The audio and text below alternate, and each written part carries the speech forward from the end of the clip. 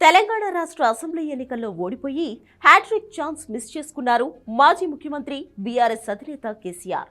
జనాన్ని పట్టించుకోకపోవడం, కార్యకర్తలు, ఎమ్మెల్యేలు, పార్టీ సీనియర్ల అభిప్రాయాలకు విలువ ఇవ్వకపోవడం, అహంకారం ఇలా ఎన్నో అంశాలు బీఆర్ఎస్ ఓటమికి కారణాలయ్యాయి. అన్నింటికంటే ముఖ్యం కేసీఆర్ తాను నమ్మిందే ఆచరించడం, జనాన్ని దరిదాపుల్లోకి రానియకపోవడం ఈ రెండే బీఆర్ఎస్ను ముంచాయి. అందుకే కేసీఆర్ తెలివి తెచ్చుకున్నట్లు ఉన్నారు. ఫిబ్రవరి నుంచి జిల్లా పర్యటనలకు జనంలోకి వెళ్లాలని నిర్ణయించుకున్నారు. ప్రత్యేక తెలంగాణ తీసుకురావడంలో కీలకంగా వ్యవహరించారు. 10 ఏళ్లలో రాష్ట్రంలో ఎంతో కొంత అభివృద్ధి చేశారు. మాజీ సీఎం కేసీఆర్ విషయంలో ఈ 2 ప్లస్ పాయింట్స్ ని ఇక్కడి జనం ఎవరూ కాదనరు. కానీ వచ్చిన చిక్కల్లా జనంలో కలవకపోవడం, ప్రజల వాయిస్ వినే ప్రయత్నం చేయకపోవడం మైనస్ గా మారాయి. కేసీఆర్ మాత్రమే కాదు, బీఆర్ఎస్ వర్కింగ్ ప్రెసిడెంట్ కేటీఆర్ది అదే విధానం.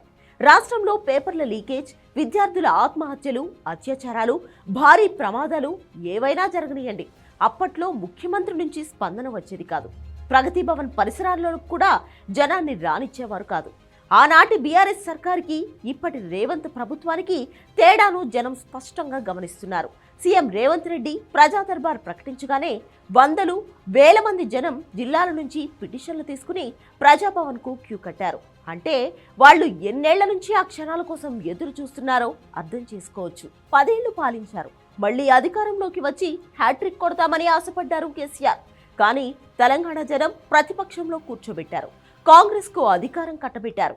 ఇప్పటికైనా తెలిసొచ్చిందో లేదో గానీ కేసీఆర్ మాత్రం ఫిబ్రవరి నుంచి జనంలో తిరుగుతారట. కేసీఆర్ కోలుకుంటున్నారు. త్వరలోనే సంపూర్ణ ఆరోగ్యవంతుడై జనంలోకి వస్తారు.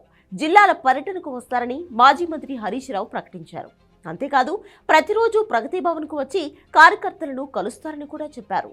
ఇప్పటికిప్పుడు కేసీఆర్లో ఎందుకింత మార్పు వస్తుందంటే ఏప్రిల్లో పార్లమెంట్ ఎన్నికలు జరగబోతున్నాయి. ఈసారి బీఆర్ఎస్కి 2-3 ఎంపీ సీట్లు రావడం కూడా కష్టమే అంటున్నారు. జనరల్గా లోక్సభ ఎన్నికలు అంటే మోడీ వర్సెస్ కాంగ్రెస్ చూస్తారు.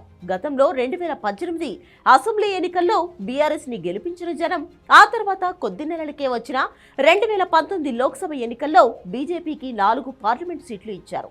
మరి ఇప్పుడు బీఆర్ఎస్కు జనం ఎలా ఓట్లేస్తారు? అధికారంలో ఉంది కాంగ్రెస్, కేంద్రంలో ఉంది బీజేపీ ప్రభుత్వం. ఈ రెండింటినీ కాదని బీఆర్ఎస్కు ఓట్లేయడం కష్టమే. అందుకే మళ్లీ తెలంగాణ వాదాన్ని జనంలోకి తీసుకెళ్లాలి. కాంగ్రెస్ 6 గ్యారంటీల అమలుపై ఒత్తిడి పెంచాలి. రేవంత్ సర్కార్పై విమర్శలు చేయాలి. తమ ప్రభుత్వ పథకాలను కాంగ్రెస్ సర్కార్ రద్దు చేస్తోందని జనాన్ని రెచ్చగొట్టాలి. ఈ 3 అంశాలే ఎజెండాగా లోక్సభ ఎన్నికలకు బీఆర్ఎస్ వెళ్తోంది. అందుకే కేసీఆర్ మళ్లీ జనంలో తిరగాలని భావిస్తున్నారు. గతంలో హెలికాప్టర్లు, కార్లు, బస్సుల్లో చేతులూపుకుంటూ వెళ్లిన కేసీఆర్ ఇప్పుడు జనంలో నడుస్తారా? వాళ్ల సమస్యలు స్వయంగా వింటారా అన్నది చూడాలి. విన్నా వినొచ్చు. ఓట్లు, సీట్లు కావాలంటే ఏ రాజకీయ నాయకుడికైనా తప్పదు మరి.